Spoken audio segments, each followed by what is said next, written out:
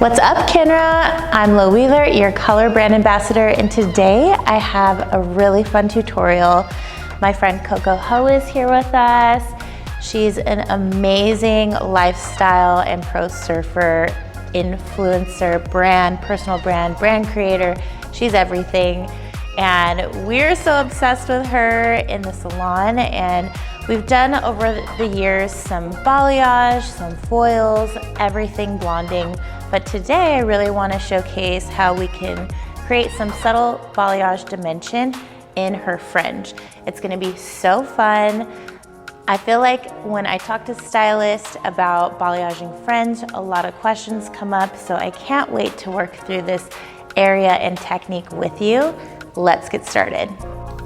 Here we start the balayage with just over the temple. I'm adding dimension up through the bottoms leading into the mid shaft, and I don't forget the interior.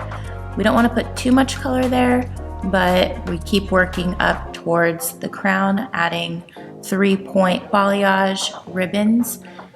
Just behind the ear is the interior section. I'm connecting all of the color together by adding a very minimalistic ribbon of lightener there.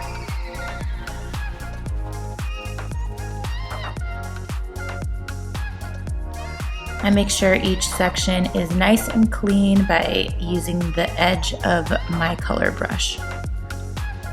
Now we're ready for the bangs. I've did a light subsection to make sure I have a good lay of the land, and I'm not going to overwork this section, but I just want to bridge the colors lightly and make sure that it looks as though the sun did it.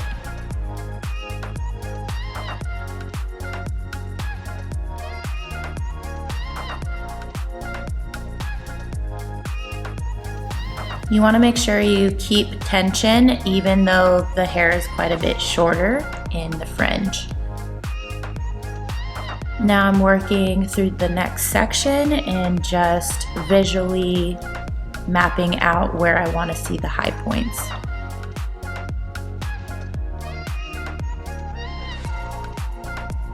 As I work towards the outer layer, I separate each section and make sure the last high points that I'm painting look cohesive with the underneath sections.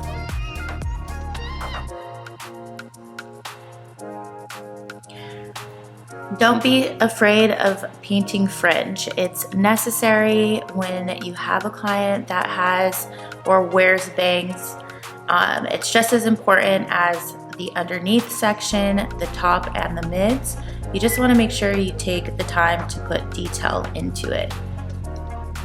Now I'm working on the underneath section and then skipping all the way to the top crown because the interior of the back nape has enough blonde to work with in connection to the whole entire result. The top, I like to mimic the pattern, creating 3 ribbons that join into one section at the bottom. This is going to create a really nice flood of color that connects to the hair as a whole.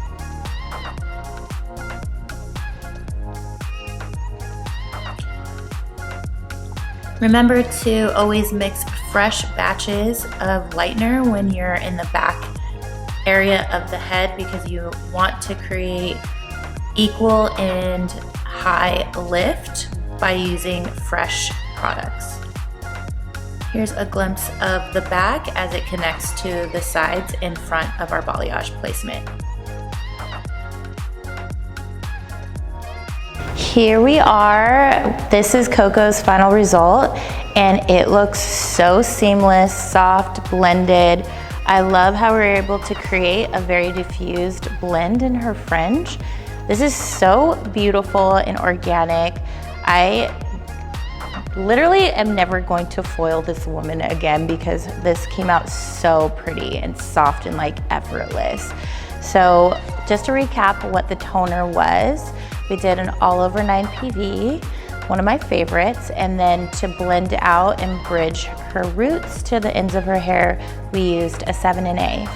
I love the NA series because it has just enough green tones to mimic really soft, naturally dark blonde bases. And it's not too green forward, so it's definitely not a scary color family, but it just works so perfectly and is just the perfect amount of opaqueness.